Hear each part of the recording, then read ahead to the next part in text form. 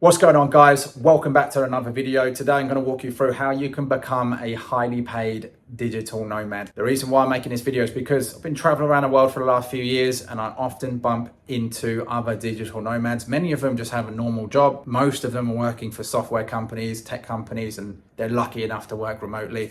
But how can you become a digital nomad if you're not in software development or tech? This is the video for you. I'm going to walk you through the exact steps you can take in a very 30,000 viewpoint, but this will give you the amount of information you know to at least get started. Now, this is based on the journey that I have been going down over the last few years. What a lot of people will probably tell you is that if you want to become a highly paid digital nomad, that you've got to start creating content and you've got to have a business model and all this kind of stuff. I'll just take it a step back first before you actually go down some business model path and end up doing something that you don't even enjoy doing. Because one of the main things that you are going to want to do, especially if you want to be a digital nomad, is you're going to want to be doing something that actually excites you and brings you joy and fulfillment in your life. You have to figure out what your passion is in this life. Most of the time, this is aligned to your own experiences and just from trial and error. So you've got to try different things and figure out what you like and what you don't like. This also is going to be aligned to your personality type. So if you've never done a personality test, then go and do a personality test, figure out what your personality type is. It might be ENFJ or INTP or whatever those ones are. And then from there, you're going to get a summary of the type of pathways that will be open up to you based on your personality type. I can't begin to explain how important this is. This is equally as important when you are an entrepreneur or a business owner or a manager, team leader, a boss, anything like that where you have to manage a team in a leadership position. You have to understand everyone's individual personality types, and then you have to allocate tasks and jobs and relationships with each other for those people below you to work together based on their personality types. Ultra important. If you want to be a really good leader, you have to understand personality types. And in order to understand them and to be a good leader, you really need to understand your one inside and out. So go and do that test first. And once you've got an idea of the personality types, you'll be able to figure out the pathways that you can go down. It might be more of an educational pathway. It might be something where you like to get your hands dirty. So you want to actually do something, out there and hold the thing and build the thing. It might be something where you don't want to be around people, or it could be something where you want to be around more people, right? There's all these different little areas about your personality type, and therefore you can build a business around your personality. Even if you are going down a path that someone else has built for you before in the past, then you can still create a business that is aligned to your personality type. Let me give you an example. There's agency owners, marketing agency owners. There's plenty of different ways that you can build a marketing agency. There's plenty of different services and products and things like that you can build into your agency so it aligns to your business. Some agency owners are more extroverted. They want to create content where they're speaking to other agency owners and doing all that kind of stuff. Other agency owners are more technically minded, so they would prefer to be indoors. Maybe they're a bit more introverted, but you know what? They build solid products, and so they're able to create these amazing products and get results for their clients. So I just can't, say it enough. You need to understand your personality type and go down the path that really aligns with you, because then you can set the foundations. Next, what kind of business models are there? I did mention marketing agencies. It's always a really good model for you to go down. But before you figure out or decide what model or pathway you want to go, now that you've got your personality type in place, you're actually going to want to just educate yourself. Okay, the three main things that you really need to know in order to make money and to become a highly paid digital nomad is, number one is sales. A lot of people think sales is just about selling a product or a service. It's about selling yourself. So some of you watching this might just want a highly paid job. You might just want a normal 9 to 5, but it's remote so that you can work anywhere or go and live in your favorite country, and that's perfectly fine. But if you can't sell yourself, you're never going to get the job, because someone else is going to sell themselves over you, right? Every single thing that happens in this life, to a certain extent, is based on sales, right? If you're in a relationship, you've got to sell the vacation to your wife. Why are we going to this spot and not another one? You've got to sell the restaurant to your girlfriend. Why are we eating here and not the other one? You have to constantly sell things. You've got to sell yourself, okay? The second thing is you need to know marketing. When it comes to marketing, usually marketing is about brand power. So you have to become a bit of an authority. An authority is someone that people listen to because you know what the hell you're talking about. So if you create content, that adds to your marketing. So start building a personal brand around what it is that you do. So if you're really good at sales, start creating content around sales. Everyone needs a salesperson, and you can work sales remotely. It's a really high paid career as a digital nomad. You could do it remotely, whatever. If you want to be a B2B marketer, again, same thing, create content around that. If you want to focus on technology sales, so you're like niching down on a sales element, content around it, whatever it is, your path. Okay, you got to create content because people have to know that that is what you do, and that's like the thing that you're really good at and passionate about, and that you have knowledge in. If I'm going to hire someone for my company, or if I'm going to hire someone as an agency, or I'm going to get help from a contractor or from a third party, the person I'm going to hire, I have to be 100% sure that that person loves what they do and they can actually help me get the result that I'm looking for. And I will only know that if that person has content in place for me to look at. This is the same if you're a business owner, right? You build a business, you need to have content in place, reviews, testimonials, things like that, pieces of content, case studies, but short form videos, long form videos, blog articles, you get search traffic. It's about showing people that you know what you're talking about. Become an authority. That really is marketing at the end of the day, okay? Marketing is like brand power. It shows that you're an authority. It's the way I see it, at least. So now you've got sales, you've got marketing. The third one may be leadership, because you, as a highly paid digital nomad, will probably be managing someone or managing a team if you're working for a company, because the highest paid individuals are typically managers, right? So you have to have some understanding of how to lead people. If you build your own business, or if you have your own side hustle, eventually you're going to remove yourself a little bit from the business. You're going to have staff, employees, contractors that are going to be doing a big chunk of the work. So you need to be able to lead them. So leadership is another big part of what you need to learn in order to become a highly paid digital nomad. Once you've got those things down packed, and I'm not saying that you have to go through and read like 40 books before you can take action. You can do this throughout your life whilst you're doing the other stuff. But once you've got these things down packed, you then have to follow a business model.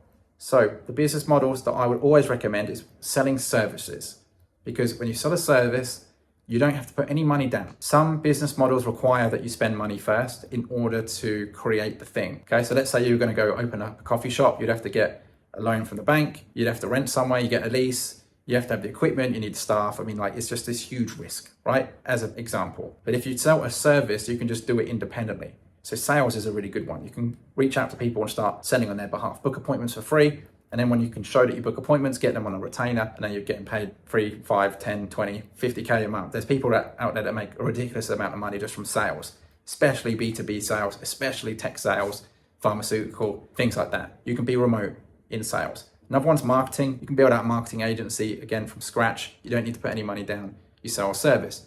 That's what I did. I had a Facebook ads agency. We ran Facebook ads for real estate agents at first, and then it was for technology companies, because that's just like the path that I went down based on my personality type and my experiences in life and my previous career path. And then from there, I've built out a video company and things like that. So it's all very risk-free because you don't have to put any money down, okay? Another thing that you can do is courses. Courses are very scalable. Unlike an agency, with a course, you can create a product once. It's a digital product and you can sell that 10, 20, 30,000 times, right? It doesn't really matter. And it's scalable. You don't really need a big team. Depending on the product and what you're implementing into the systems, you might want to have people around you that are going to help you out. You might not want to be coaching or mentoring or jumping on calls with thousands of people every week. It's probably going to burn you out. So this is why a lot of these coaches, they hire other coaches to help them.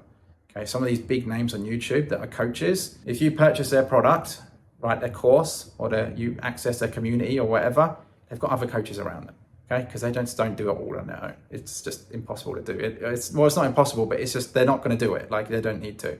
So you're going to need to, again, know how to build teams, leadership, and figure out what you're going to sell if it's a course. So this can be based on your past experiences and the achievements that you've had. If you don't have any achievements, if you don't have anything to really offer, then I would not sell a course. It's also very difficult to sell a course if you don't have an audience. So if you don't create content, if you don't have people that follow you, don't have subscribers, it's going to be hard, because at least when you sell a service to businesses, for example, you can reach out to them on LinkedIn, you can find business owners, you can Google business websites. If you're selling a product to just a normal person, B2C, how are you going to find these people? Are you going to DM everyone in a certain age range, or, it makes it more difficult. So having an audience allows you to build off of that course. If you sell services first, without the money down, like I mentioned before, you actually build a skill set in that service, and then you can sell courses around it. So it's like a model that allows you to elevate. This is the pathway that I have gone down.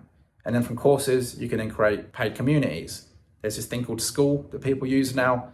I've got school communities. You can check out the links in the description below to see what they look like. And so what these are basically recurring revenue models. People might pay $50 a month, $100 a month, $1,000 a month, whatever. And then they're part of a community and it's crowdsourced. So it's not just you that is responsible for taking the community forward. Everyone kind of helps each other. It's a pretty cool model. But the difference between a community and a course is that you don't really need to be an authority to start the community. So a community might typically be easier for you to build and grow as long as you're creating content around the thing, because you need to get people into the community. And there's ways to do that. You can start off free and then turn it into paid. I've got videos on this. You can check out one of my YouTube videos. There's a school tutorial, but then you've got services, courses, community. So those are really the three main ones that I would recommend that you go down if you want to become a highly paid digital nomad and work for yourself. The other option is that you have a high paying job, okay? Like sales or in marketing. Those are very high paying. Software development and any of these remote tech skills are also very high paying. With AI now, you need to be very careful with what kind of skills you need and what you're going to learn, because a lot of people are going to be losing their jobs. So you want to make sure you build a skill set that leverages AI or that isn't going to be, removed over the next few years. There's going to be a lot of people that will lose their jobs. Let me give you an example. Voice actors, they're going to be losing their jobs because you can just create it with AI. You can clone people's voices if you need to, but you can just make it yourself. Script writers, you can already see the power of ChatGPT, and even video editors, to be honest, if they're not using like the right tools and technologies, there's AI out there that can do almost all the work. So how do you avoid becoming, a commodity or losing your job or not being highly paid because you don't have a good skill set? The way to do that is to package things together. So let's say, for example, you want to be a highly paid video editor. Well, don't just be a video editor. Know how to script the videos, understand marketing and sales psychology, understand social media algorithms, understand what videos do best on different channels and platforms and formats, and then know what AI software to put together to make the video content really pop. Okay, this turns you into a very highly paid video editor compared to someone that you just hire from Upwork who can put a few things together on CapCut. Two totally different things. So you want to package things together so that you can show to people that you are a highly paid person or that you deserve to be paid a lot. And that brings me to my final thing. And I know this video's gone on for a little bit longer than usual, but I'm telling you the whole roadmap for in a 15-minute video. So yeah, just bear with me. The last thing that you need, guys, is you need to be able to package all of this together into an offer. So if you want to build a business, if you want to sell a course, if you want to build a community, if you want to sell a service like an agency, okay?